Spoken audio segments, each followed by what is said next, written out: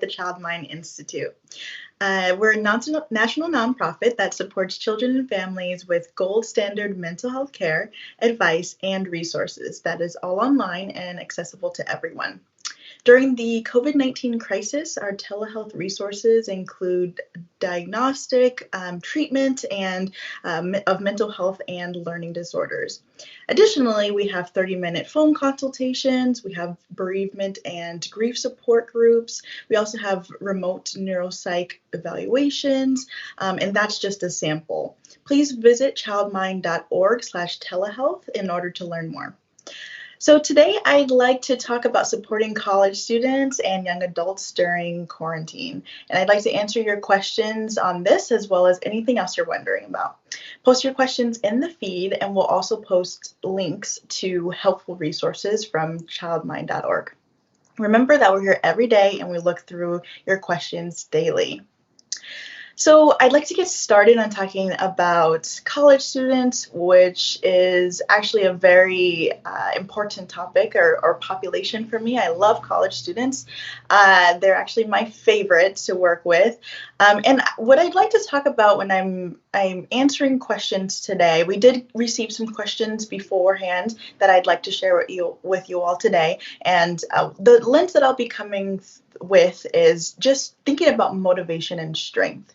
I'm noticing that's a pretty huge trend, especially as everything has become virtual and we're doing more digital learning. So I thought that would be a great way to dive into these questions. But before I do that, I wanted to say congratulations to the 2020 graduates. If you yourself are a graduate as a parent as well, congratulations. This is, I'm sure, a huge time. And if you are supporting a graduate, may you have the best time you can in quarantine because this is not a small fret. But so I wanted to go ahead and dive in and answer some questions regarding, just supporting college students and young adults at this time. So it looks like our very first question that we received ahead of time. My son is panicking about the economy and he is sure he'll never find a job or get out of student loan debt. He seems so hopeless and depressed, and honestly, I don't know what to say to help him. I don't know if, anyone else out there is also experiencing this, and not even just as a college student, but in general, but this is a very difficult time, especially when you're trying to find a job. Now, I think the way that I want to answer this is really a couple different things, and acknowledging that, firstly, it is really difficult right now to not have a job or to trying to find a job or doing that networking that's all virtual nowadays. And so it can be very daunting. So first and foremost, I think that the best way to go about this when you're talking to your son is to validate his feelings and say, yeah, that can be pretty scary, just trying to find a job where you're not going in-person interviews, and video interviews can certainly be super scary. I don't know about anyone else, but they are pretty scary to me in terms of you can't really, detect body language as great, or just, you might not come across as you would in person, and that's okay. But those are the things that you can definitely have fears about, or your son could have fears about, or anyone who is in this situation. And essentially, I mean, with student loan debt, I know that's a huge, conversation that we could have in addition to this. But when it comes to feeling these hopeless and depressed feelings, definitely start with validating your young adult or your college student or yourself that this is a scary time. Now, there's a lot, I said this a couple weeks ago during a Facebook Live, and I think this is really important, is to know your resources at this time. And I think this is just across the board, probably the first and foremost tip that I think I can just blanket sort of generic answer for anyone is know your resources. What can you pull out of your toolbox? Certainly with searching for a position, there's a lot of search engines, right? So collecting those search engines, where are you going to be finding that job? You can help with that, organizing things, okay, I know that, or even scheduling, I know that this is the time that I'm going to look for a job. I'm going to spend about 30 minutes to an hour on this on Tuesday, and then I'll, do that again maybe on Thursday. But trying to support your son in this situation can certainly be to not sort of obsess about these job applications, because that can definitely happen. Another thing, as far as knowing your resources and your toolbox, is what or who really do you know now? There's professors, there are previous employment, resources or opportunities that you can go back to, and you can say to a professor, "Hey, I've been looking for this position, or I'm having trouble doing this," and there might be someone who actually is looking for someone. I know certainly for myself, full disclosure, I found this position at Child Mind Institute through a friend, right? So it's all about your connections. When you are looking for positions, especially now, and it being digital, and so just reaching out to people and seeing how that might work, and really, being that support. So not only knowing your resources, but helping with motivation and strength, like I said. So pointing out those things, like what are you really, really good at? Sometimes, especially during this time, when you are a recent graduate, you might be doing some work that you didn't even think you would want to do, or that doesn't necessarily go with the degree that you received. I know lots of colleagues who actually is doing something totally different than maybe their undergraduate degree. So that's something too that you can help. What are the strengths that your son has, your child in general, your college student? What are some of those skills that maybe they're not putting on their resume, or maybe they're, their LinkedIn or something like that, that they aren't, broadcasting as something that they can do. There's a lot of positions out there too. While there's a lot of positions that we are losing around the nation, there are a lot of jobs that are realizing the need that is online, and that's actually been an increase. So I would say that's something too, is just think about those strengths, and then motivation. Where is your motivation coming from? It can be very difficult to want to continue to send application after application, or to look at your loans and review those, and getting the plan and seeing how much you would have to pay back, or thinking about interest or anything like that. So what is the motivation here, as far as, with the student loan debt? Maybe your motivation is that I just want to have it paid off by a certain time. Or I would just like, my motivation is I want to pay the minimum payment, and that is okay. And so that's just something that you can support and say, hey, these are some of your options, and what do you feel most comfortable with? And then with the, thinking about the jobs and economy, the motivation can be, I have a overall goal of where I'd like to accomplish. What skills can I actually pursue in order for me, or what skills can, when I'm thinking outside of the box, can apply to this job that will lead me to that specific position. So if you're, I'm interested in becoming a, I don't know, working within, I want to say a psychologist, right? There's a lot of different avenues in order to become a therapist, or become a mental health practitioner. Learning a lot about working with others and things like that. Maybe your first position doesn't necessarily say therapist, but it is a position that does help, or it has to do with human behavior, or it does, push you to work with kids, right? Those are all things that can be helpful for later on. So that was one question. If you are just now tuning in, again, my name is Catherine Liege, and I am a clinical social worker at the Child Mind Institute, where I'm answering your questions about supporting students, or college students at this time, as well as young adults. So please do add in some questions. I am here to answer them. But like I said, we do have some questions that came ahead of time, and so that's what I will be answering now. And the next one we received actually says, My son was struggling with whether or not to continue college before this happened, and now he's going to drop out. I do not support this decision. What do I do? I'm, just with all of the language that we've been using about things being, unpredictable, unprecedented, those are all true. And this has actually been a time where we've had to evaluate lots of things. Remote learning has probably thrown your son for a loop, and really it can be pretty scary to think about. I have to continue with school and I'm not motivated by this type of learning. So with this in mind, I mean, I think that we really, what you want to start with is that I'm glad that you were able to acknowledge that you do not support the decision. But I'm sure, with this question and you feeling that you can ask this, is that you do support your son.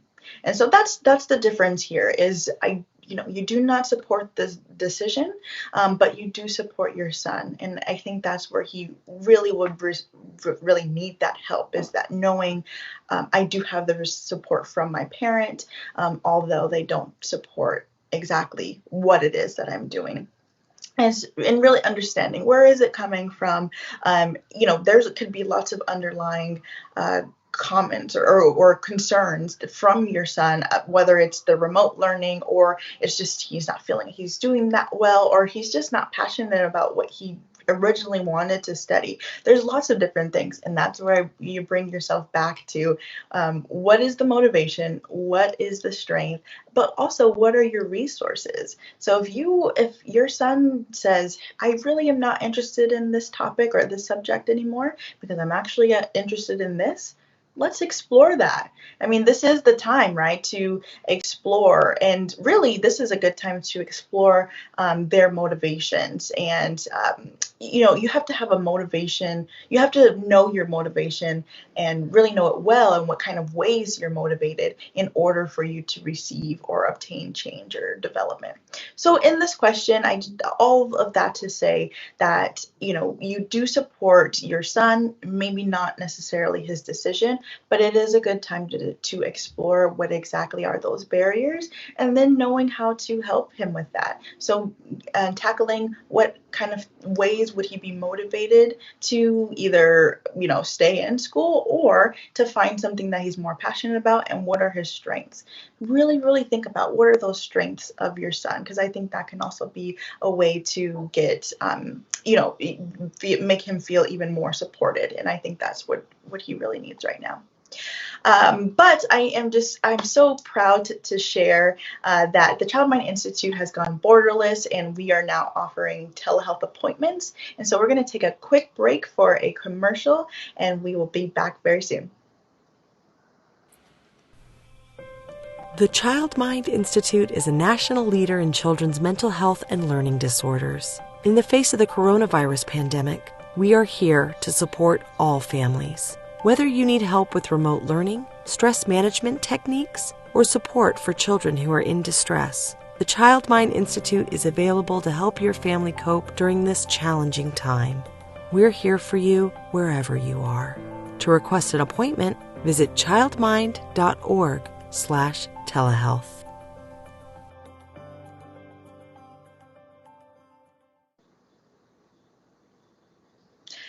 Hi everyone, my name is Catherine Liege and I'm with the Child Mind Institute. Welcome back. If you would like to make a telehealth appointment, and just go ahead and call 877-203-3452. Again, that's 877-203-4352 anytime during this video, and an intake coordinator will be able to help you.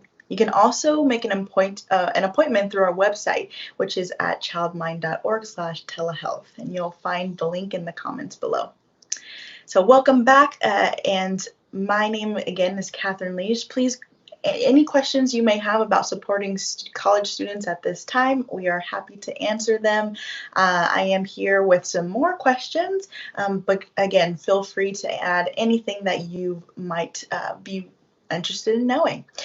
So I'm going to go on over to talking about this next question, which I thought was a pretty good one as far as social relationships go. This one says, my son is living with us during quarantine. We have a good relationship when he's away at school, but with him being home, many of our old issues have resurfaced. How can we navigate this difficult but temporary situation? This is really, it's interesting because as a social worker in our student success program at the Child Mind Institute, we do teach our students social problem solving. And one of the biggest social problem solving examples that come up is conflicts with our parents, and that is no surprise, of course, but I think that it's all the more relevant now because we're spending more time with each other. So, really it's good to acknowledge that when your son is living away or your child is living away at school, that is a time where you can do more so check-ins. You can have like that distance relationship, and you don't have to really sort of deal with the day-to-day emotions. There's some updates surely, but you're not really having the same conflicts because you're not around each other as much. So, in this time when you are spending more time together, it's good to start with when you're having problems to address them head on, and then focus a lot on this relationship building side of things. So firstly, be very honest about how you feel, and that's including noticing your thoughts and your feelings. So I know that this can seem very, very simple and basic, but it is something that not only I teach, children in schools, but I'm also having to talk with adults about noticing their thoughts and feelings and sharing them. So knowing how you actually feel. So I feel upset. I feel mad. I feel disappointed. I feel sad. I feel depressed. I'm frustrated. Again, all of these different types of emotions. And there's actually tons and tons of emotions that we are saying, that we throw out there all the time. But really, then also noting your thoughts, I would say, would be the next thing. So noticing where your thoughts are, say your son, you asked him to go and throw away the trash. The trash man is coming that day, and you really need that to be thrown out before the trash person gets there. So then your son doesn't do it. What are you feeling? That's a good way to start, is what are you feeling? Are you feeling angry? Are you feeling disappointment? And then you can start to monitor what your thoughts are, because they might spiral out of a lot of things. He never cleans up around the house, or he doesn't do anything to contribute. It can very well get to those stages, and things that you may not have have said out loud, those thoughts are still happening in our heads. So starting there, acknowledging that, and then sharing that. So hopefully there can be an open space, an open sort of safe space that you will all be able to say, this is how this made me feel. I really feel upset when you don't take out the trash, because I don't like when the trash fills and it starts to smell the house. And then you just sort of going from there, right? So having those conversations, having an open space to do that, and then on the other end of things, making sure you're practicing those, just ways to build your relationship. So spending time with each other, that's not simply the times that you are, cleaning together or things like that, but maybe even some things that have to do with self-care, some bonding, really. So you can, go out and take a walk together, some sort of physical activity. Actually, now that I'm thinking about this, I want to go back to know your resources, right? And that motivation and your strengths. So really, when you're thinking about doing activities together so that you can have a better relationship with your college student while they're here, because it's so temporary, hopefully that'll then nurture some better responses to your problems in the future or things that may come up. So there are 5 different sort of categories that we have in mind as far as self-care, and that includes, physical self-care, that includes self-care that has to do with fun, that's more social, that's more of the mastering a skill of some sort. So those are some different ways and categories in which you can, pick something. So, maybe that's a fun game, playing a game together. Maybe that looks like you both, or the whole family even, going and taking a walk, like I said, that physical aspect, learning something together. I know a family that started knitting together, which is very interesting. You can, it could be a fun time and sort of even a fun competition if you wanted to see who has the best, product at the end. But, just different types of things. And, even the things that you do around the house where it does involve cleaning, maybe that could be something as well. Incorporate the entertainment too. So watching movies, or even sometimes where you need to turn off devices. That also could be something that's important too, is turning off the devices, because I know I do recognize that we're on devices a lot more these days, but just finding different sort of activities to do together. So that's why I'm saying to not only look at your just those aspects in which you have had problems before, address those. If they're issues in the past that you need to hash out, then definitely that's something to do. And reach out when you need help. Okay, so that's I think that's my final piece here, is to say reach out when you need that additional help. There's a lot of things that happens in our families that can be very difficult to talk about. So if there is a time where you feel that you can't bear to go without talking about something, maybe now is the time. And if so, maybe you do need some assistance in that. So we do have lots of resources on ways to talk to one another, ways to solve conflict as a family, but we also have resources that are within our means of telehealth. And so if someone, you think that the college student might benefit from some therapy, or if you are really just trying to grapple of loss and there's grief and you yourself need to join a group, those are all things that are going to end up nurturing better relationships with your kids. So, said a lot there. If anyone has any more questions, we'll take one more. We're starting to wrap up. But other than that, I wanted to say that when it comes to supporting yourself as a college student and parent, when it comes to supporting your college student that is home, or maybe they are still far. And when it comes to young adults in general, there's lots of different ways to look at this.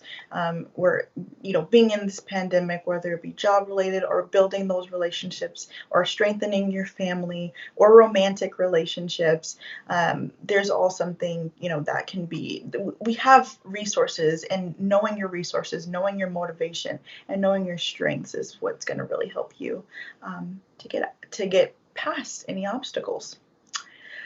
All right. Well, if we have no more questions, I want to say thank you. I hope it was helpful to listen to this today. Remember that we're here every day and we look through your questions daily. The Child Mind Institute is here to help with mental health and parenting needs of this coronavirus crisis. So no matter where you are, we are here. Please visit childmind.org/telehealth to learn more about the incredible variety of remote telehealth resources we have available during this time for children, teens, and young adults. I wish you safety and wellness. Happy Friday.